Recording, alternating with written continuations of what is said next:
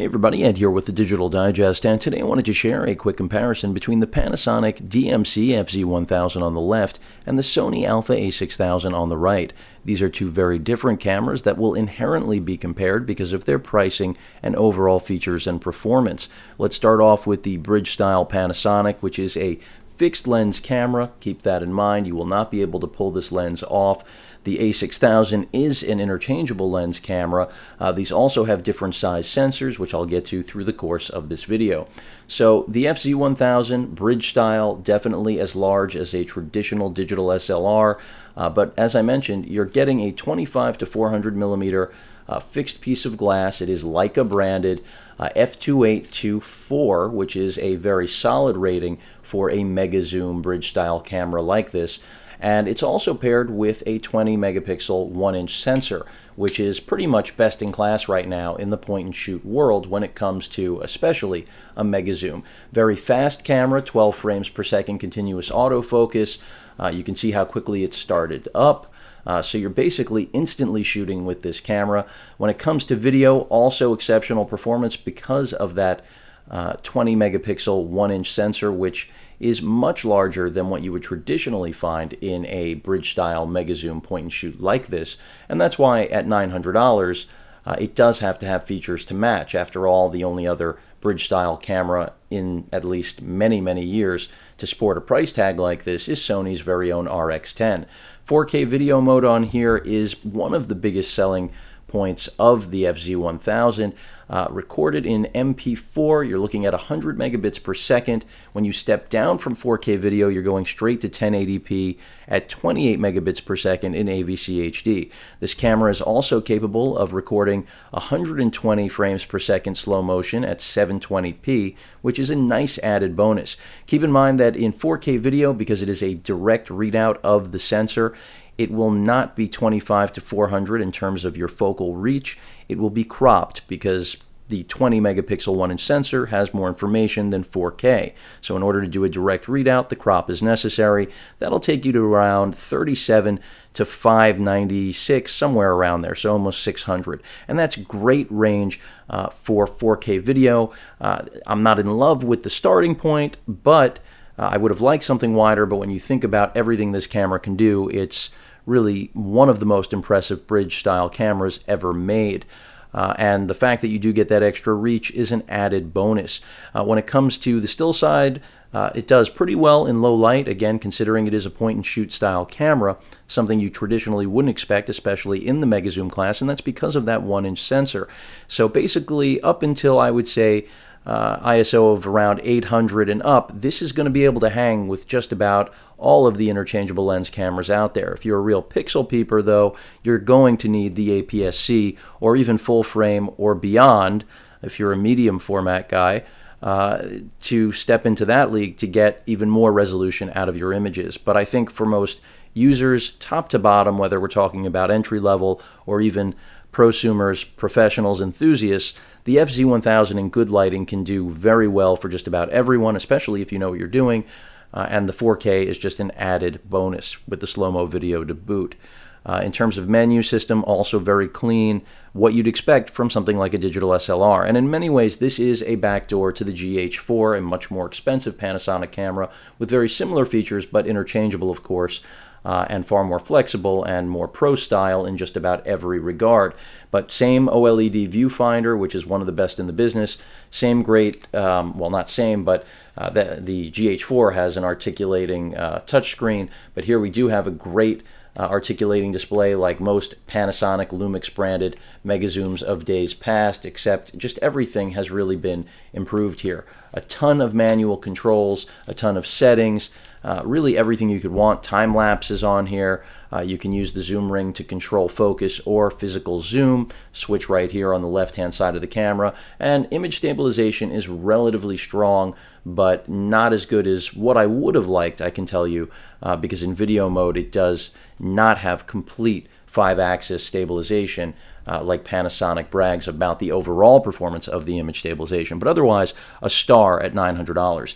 In comes the A6000. We've got a 24 megapixel sensor here, and it is an APS-C sensor. So unlike the fixed lens camera that I was just discussing, we can put any E-mount piece of glass on here, arguably any piece of glass we want ever made with the applicable or necessary adapter.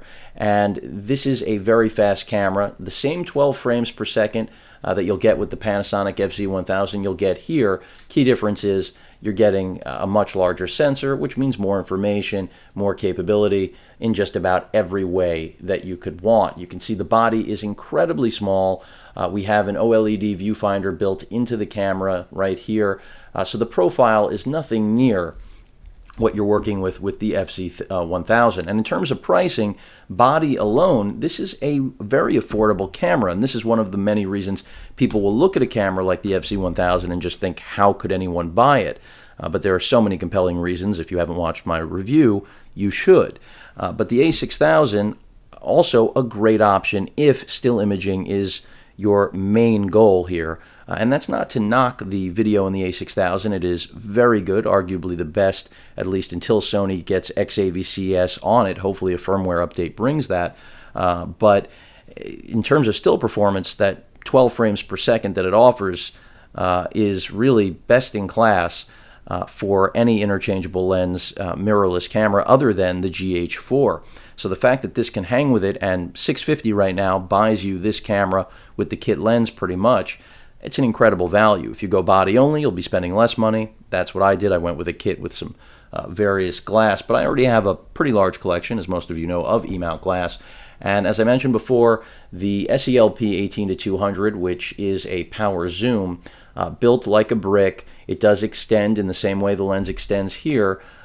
Does have two rings. One will allow you to actually use manual control and have the other for focus, or you can use the physical zoom button right here, which has 3 different speeds, and it doesn't have as fast an aperture rating as what you'll find with the FZ1000, but because of the larger sensor here, many could argue that it's pretty much a wash, if anything, a little bit of an edge to the SELP 18-200, again, because it's working with a much larger sensor and the equivalencies change.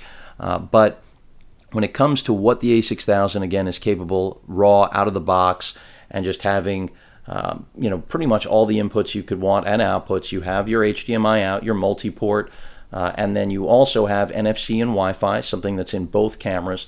You have access to the Play Memory Store here, so you're going to be able to download a whole host of different apps. You can grade video. It's just a whole nother world you're working in. Downside, the screen here does not articulate out for self-portrait, something which I don't think is really a big deal for many users, but I know that I certainly wish it was there. You have a hot shoe on both of these cameras. Of course, the A6000 hot shoe is, at least in my opinion, a bigger deal than the hot shoe on the Panasonic, because the A6000 really can be unlocked in a way the FZ1000 simply can't, just because it is a fixed lens camera as opposed to an interchangeable one.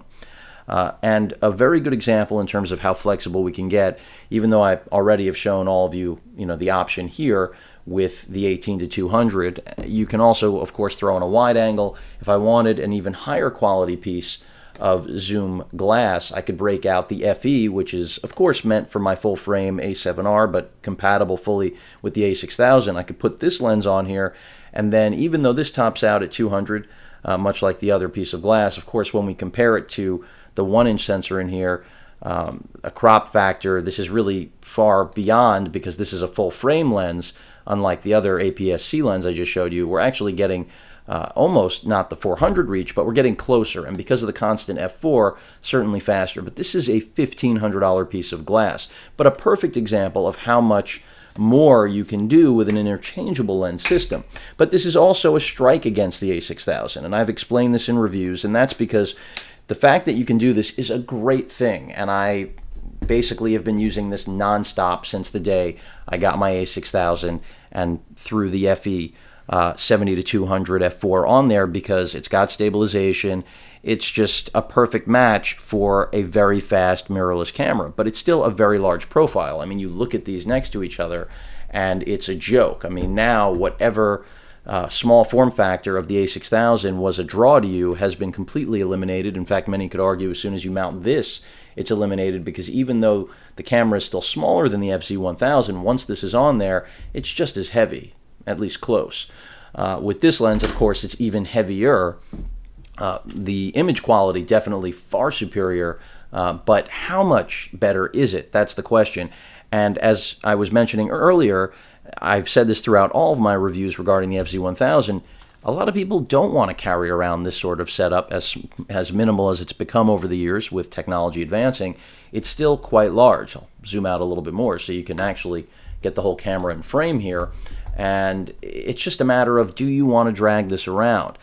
For the difference in image quality, some will prefer to go lighter and have a bridge style camera like this, or the RX10, even though its reach is only half, with the same sensor, pretty much the same 20 megapixel 1-inch sensor. No 4K video there, although Sony did recently add XAVCS. That's one of the reasons I'm hoping that they push a firmware update for the A6000 to bring the same, but I don't know that we're going to see that. I'm sure we're going to see some new cameras beyond the 5100 that is about to drop. But at the end of the day, it really comes down to, forget even budget, because clearly going interchangeable is always going to be more expensive. You know, so many people will say, oh, the body is so much less money. Yeah, unless you're going to stick to kit glass, the interchangeable system method or path is inherently always going to be more expensive than going with a camera like this, especially if you can find a fixed lens camera that will actually last you several years. And that's not to say that I won't own this 70 to 200 for maybe 10 years if Sony continues to make great E-mount bodies. I think the A7 and A7R and A7S are the beginning of a whole new wave, and I'm hoping to see something with 4K internal sooner rather than later. And there's no question, I plan on keeping all of my E-mount glass, but for the average consumer stepping into this, hobby, or even the pro, it's really a matter of, do you want to carry around all the gear? If you've come to mirrorless to go lightweight, this does in many ways defeat the purpose for, I won't say everyone, but many users. Myself, obviously not included, because I own it and enjoy it and think there's really not much else out there that's better. And that's why I said I'm waiting for that 4K internal recording option, Sony. The 7S was nice for pros who want to step up and pony up the extra money for external. But for me personally, I'm waiting for that 4K internal capable full frame option. In the meantime, the FZ1000 kind of steals the show with 4K capture under $1,000. I'm filming this on a $2,000 AX100 from Sony, which in many ways is better. That's another comparison for another day. But the flexibility, the fact that all this gear you just saw, I could abandon, and even if I had smaller lenses attached to the 6000, yes, I could carry my whole collection. The whole point is, the idea behind the FZ1000 is to say, I'm not interested in carrying the collection. I want one camera that does everything. I want to travel light, even if the FZ1000 still looks like a big camera. So that's what this comparison is all about. What is really right for you comes down to what you're willing to spend, what you're willing to carry. Many of you will not care about the extra weight and will just be comparing this in your head to what traditionally you'd have to carry for this zoom on an APS-C sensor, which was maybe 2-3 times the size easily. So that already, even though many think exactly what I said before, this is counterintuitive to the mirrorless movement. Think about what a regular APS-C and alpha mount or any other digital SLR out there would require in terms of space and size, and then you'll quickly realize this may look ridiculous, but take a look at the older equipment or even the current equipment that matches up with it, and you'll soon realize this is a great value, and the footprint has been reduced by more than 50% at the very least. I mean, this lens alone is a pound lighter than its traditional full-frame counterpart, and this 18-200 really isn't matched by anything out there. And this is another lens that's going to work very well with 4K video eventually, or at least should, because an APS-C sensor certainly is more than enough for 4K. As I mentioned before, 20 megapixel 1-inch sensor is already getting cropped for 4K with a direct readout. That's why we start out at 37 millimeters rather than the 25 wide angle of this lens, which I mentioned before is a disappointment. It will continue to be one. I'm used to being able to get wider on video, so this to me as a B camera is workable, but definitely better for longer shots. And if you're trying to cover a wedding or something to that effect, no question an interchangeable lens camera is always going to benefit you more, in my opinion, than something fixed lens. But the 4K video with the 8 megapixel stills is a huge advantage that you just do not have with the A6000, even though you have very comparable autofocus speed and tracking, since both do 12 continuous autofocus, not fixed on one point, but continuous. So tracking solid on both. Only 49 spots of focus on the FZ1000, far more on the APS-C sensor here with the A6000. So it's really a matter of what you need at the end of the day, what you're shooting first, stills or video. For me personally, the A6000 is still my go-to just because of overall flexibility and how well it works in my ecosystem of existing E-mount Sony glass. But for, as I mentioned, the brand new consumer or the one looking to consolidate and sell all of their gear or at least reserve it only for special shoots, then the FZ1000 certainly seems like the king of the hill if you're willing to make the compromise. And as I mentioned at the beginning of this video, until you actually push the FZ1000 really hard in low light situations, it will be able to at least give some sort of competent competition to the APS-C class sensor that's inside the A6000, as well as many other mirrorless options in the same class of camera. So remember, the A6000 body may be a lot less money than the FZ1000, but once you buy glass to actually pull off the same focal range, you're stepping into a whole nother league. Consider interchangeable lens cameras a black hole when it comes to spending money. It may seem cheap at first, but once you want to really unlock the capability of what your camera can do, and by then there will be probably 1 or 2 refreshes of it, you'll be spending money on glass like no tomorrow, at least as much as your hobby interests you. That's something with the FZ1000 or RX10 or the RX100, RX1. You're never going to run into that with cameras of that quality and grade. Any questions or comments, please feel free to post them. And of course, as usual, please feel free to subscribe. Later.